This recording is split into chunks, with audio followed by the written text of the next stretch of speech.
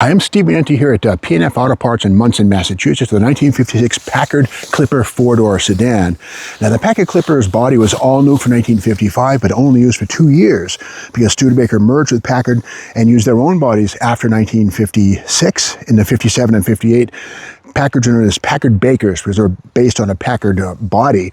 But with that said, this one has the Clipper 352 four-barrel engine, and of course, Packard never had a two-barrel version of their V8 engines. They had a 332, a 352, and a 374, but this is the 352.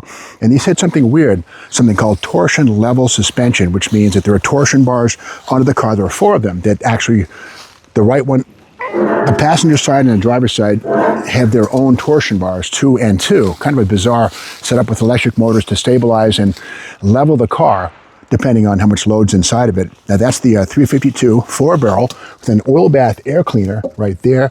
And this one does have vacuum wipers, interesting right there. Electric wipers were certainly a possibility, but not seen on this one. And a good engine that, 1952 was the first year, or 55 was the first year for this overhead valve Packard V8 engine. Before this, Packard had big V8s, or big straight 8s, flathead engines, nothing really all that exotic, very stable engines, but not much horsepower. So Packard was way behind the horsepower race by launching this engine in 1955, way behind the curve.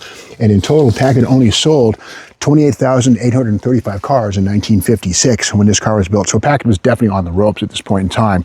But here's a picture right here of that Packard V8 right there.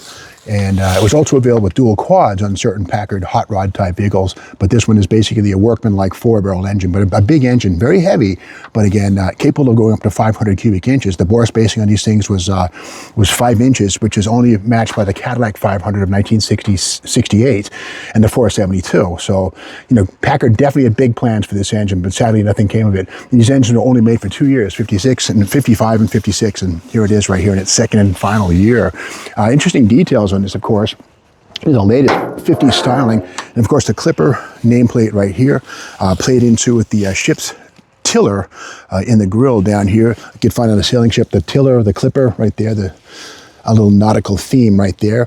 And license plate says 1964, so this thing's been off the road for quite a long time. 1964 is when this thing was put out to pasture, literally and otherwise. But the bomb sights, the May West things right here, copied by Packard from Cadillac, sort of launched these things in the early 1940s.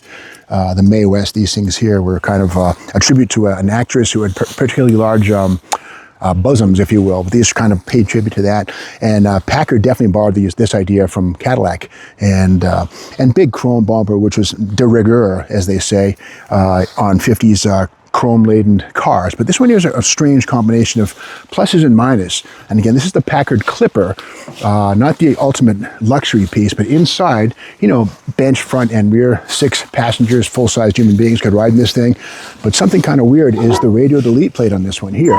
And you can see there's a plate right there, kind of a rare thing if you're restoring a Packard of any kind, no radio at all. That's the plate that blocks off the hole that's otherwise pressed into the dashboard. And also the centrally mounted glove compartment right there, kind of a unique touch right there. Generally, they're on the passenger side, but in Packard land, there it is right there in the center. And no armrests on this. Well, there's armrests. They're sort of baked into the side panels, but here we have it again, the ship's tiller motif. 3-speed manual in this one here. The Ultramatic was an option, but the manual transmission with the 3-speed on the clutch, the pedal. And down in the hole right there, that's the master cylinder down low right there. That's where the master cylinder would live on this thing. And down low, kind of inconvenient for service. So a nuisance. You have to pull that plate away to add fluid to the master cylinder for the brakes. And the back seat on this thing's fairly large. And again, this has 4 torsion bars, 2 in the front, 2 in the back, running longitudinally up and down the chassis of the car. And electric motors controlled the height of the car, so it would automatically stabilize and lift or lower the car, depending on how much load was in it or not in it. Kind of a cool touch here, borrowed, I dare say, from Chevy's 1955 Bel Air line, but again, the hidden fuel fill cap right there. And an extra bumper. A lot of neat stuff on this one here. A lot of good things on this car. Of course, the usual sort of fender fins, sort of a little smaller, a little lower, but with that said, The wraparound lucite tail light in red plastic, which was kind of a big thing in the 1950s. Lucite plastic, which could be dyed and colored to be either red or clear, and certainly a standard issue on any kind of a self-respecting 50s car. And once again, the ship's tiller right here, the ship's wheel right there at the back of this Clipper, and again, Clipper motif. And I think I see on the left-hand side of the deck lid a dealership sticker. Another fine car by Cayenne Packard Engine Division. I'm not sure what that says here, Packard, but Cayenne was the dealership that sold this car. And that sticker's been on it since day one. This is the original paint on this car, and that's the original sticker. Kind of an interesting thing that has survived years and years. And again, 1956, final year for this body style. And again, Studebaker would adopt much of the remnants, the ashes of Packard, and people derisively call them Packard bakers, because they're Studebaker bodies with Packard names. And again, Packard went away after 1958. The end of the line was just 2 years after this car was built. And of course, Studebaker lived on for, well, till 1965, 66, built in Canada after 64.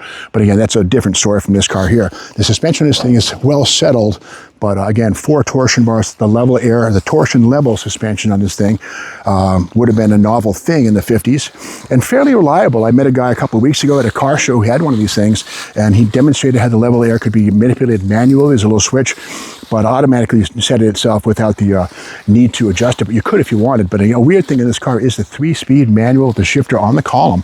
I would say the vast majority of these cars would have had the Packard Ultramatic, which was a 3-speed automatic transmission, kind of an antiquated thing, cast iron body, etc. But the 3-speed manual is simpler. If you restore this car, you probably want to have the manual transmission version, because getting parts for the Ultramatic automatic transmission, problematic.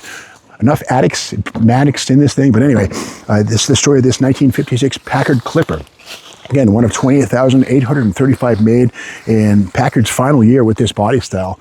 So if you like this video, be sure to subscribe to the SneeMags YouTube channel. And by the way, if you want to find anything in this yard you want to maybe buy or make an offer on, you can reach out to the folks at P&F Auto Parts. Call them at 413-267-5167 or at pndfautoparts.com. You can reach them out online. So that's the story of this 1956 Packard Clipper. Come back tomorrow for more Junkyard Crawl. Thanks for watching.